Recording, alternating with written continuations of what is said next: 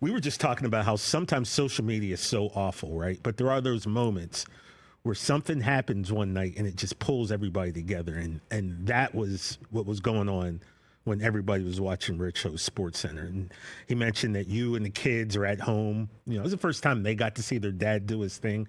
But like, in all honesty, like what was it feeling like for you to see him, knowing the whole story, knowing how he really felt, knowing what he went through? Like, how did that make you feel? What you went through, yeah. Like, I made a joke about the not having a job, the married thing, but I'm sure that had to like really weigh on him and you at the same time. So it's like, that must have been so amazing for you to watch him do that. It was so surreal, TJ. I mean, I can't even tell you that I took a video of them rolling the music, rolling the credits, I was like going with the tease. And when I heard the voiceover of the tease, I audibly said out loud, "Oh my God, I can't believe this." Yeah. Because that music brought us back to exactly where we were.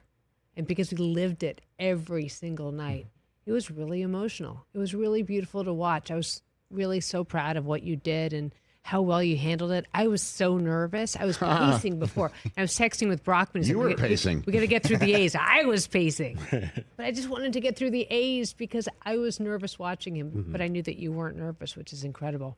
Well, I mean, it's not, you know, we've been waiting 22 years, you know, and you knew Stu too.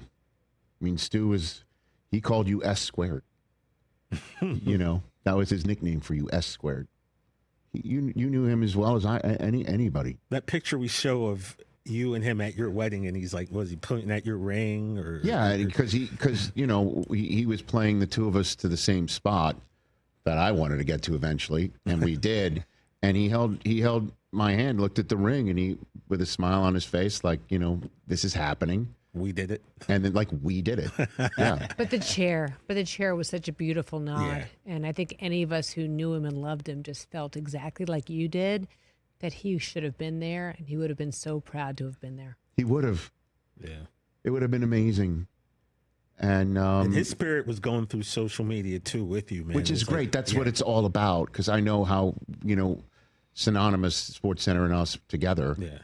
And it was funny when I first walked onto that set, and I walked over to the chair that Stuart normally sits in and put my stuff there, because I'm camera left on game day morning, which is what I've been used to sitting in for over a decade plus on that show. Oh, yeah. So I put my stuff there, and then I thought to myself, wait a minute.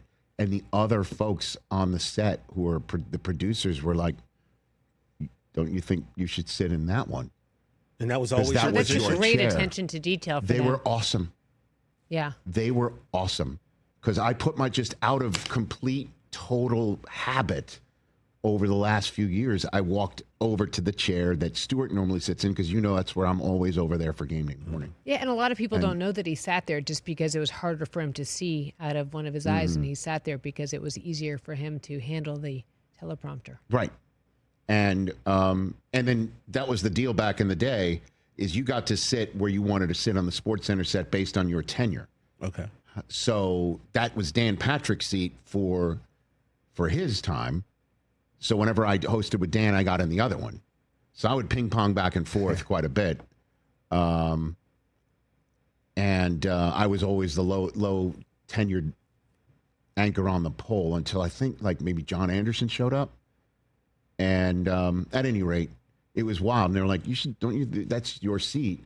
And that was what then gave birth to the idea of, let's keep Stewart's chair there empty and put a rundown there. But, you know, I was waiting 22 years for that. It was like riding a bike. But I love how you point the music. You're That right. music is so great. You're I right. had PTSD of running down the hallway at PCR 4. And Rich, man. there was a guy, his name is, funny. I should have sent this back to the guys, but there was a guy named Nicholas on YouTube. Okay. He left a comment really quickly. He said, I don't think Rich will ever see this, but I was on the show last night. I did the studio monitors from here in Bristol and controlled the graphics behind Rich.